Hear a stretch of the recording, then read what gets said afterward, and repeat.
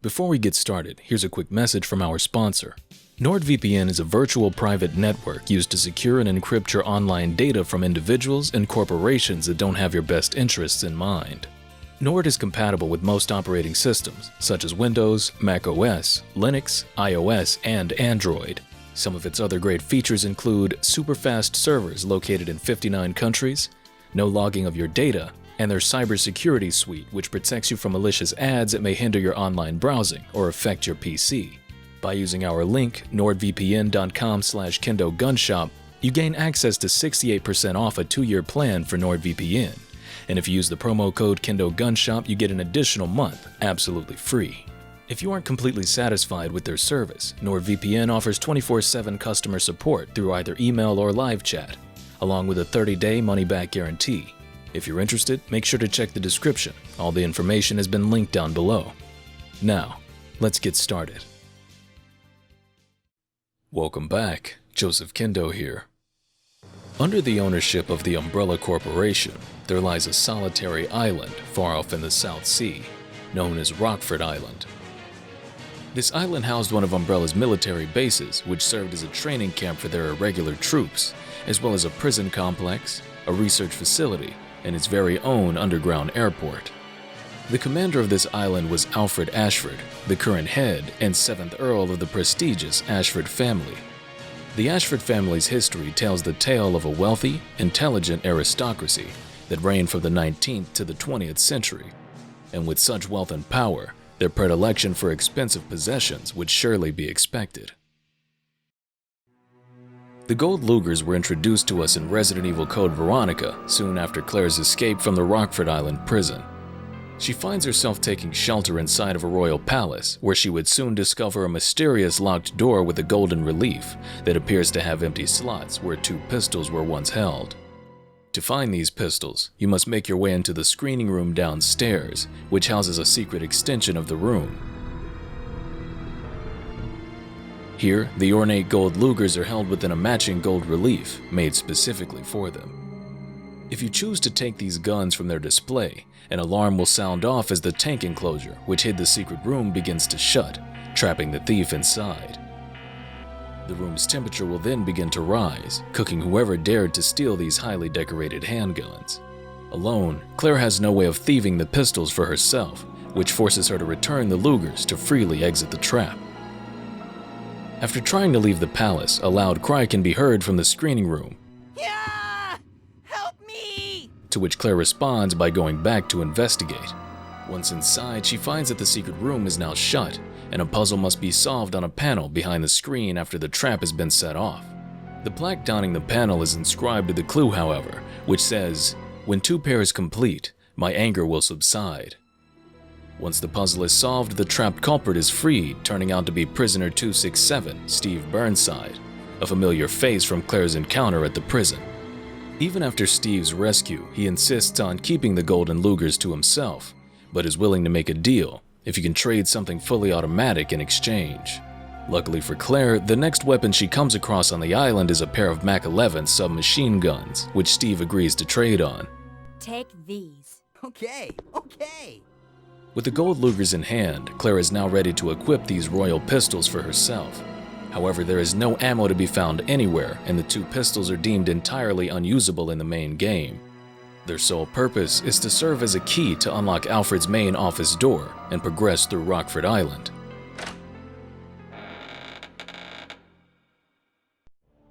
Further in the game, when you play as Chris Redfield, you encounter an optional puzzle, which if solved rewards Chris with a single gold Luger.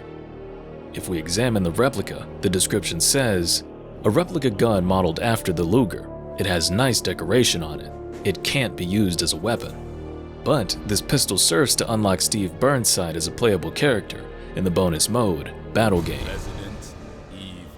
With Steve unlocked, you finally have access to using the gold Lugers alongside his twin Mac 11s, both with infinite ammo.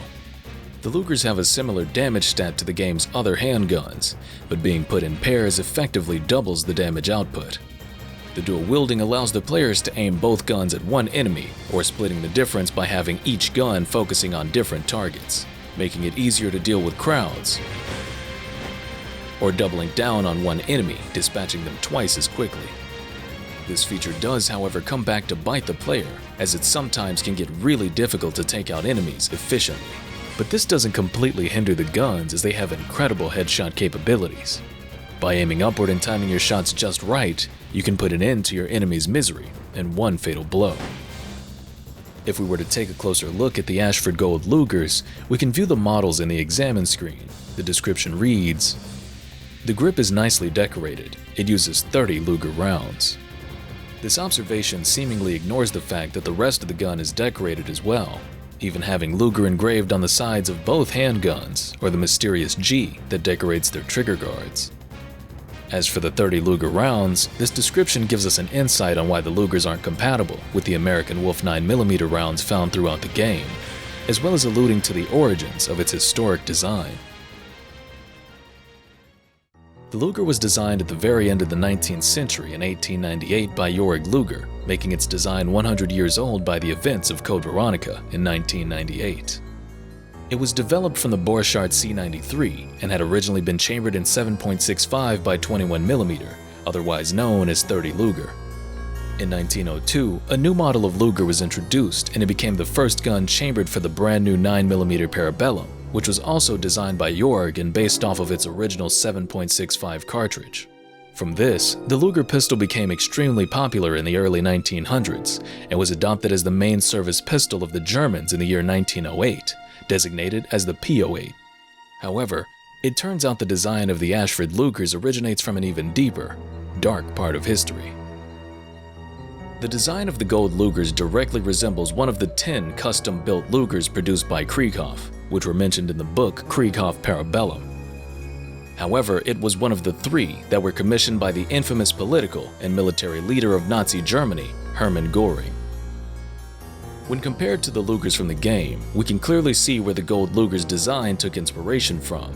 At a quick glance, they almost appear to be one-to-one recreations.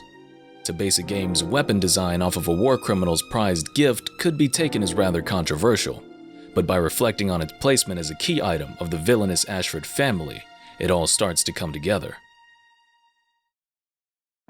At first glance, these guns look like a pair of ornaments, but these weapons have the ability to boast their status through their golden embodiment.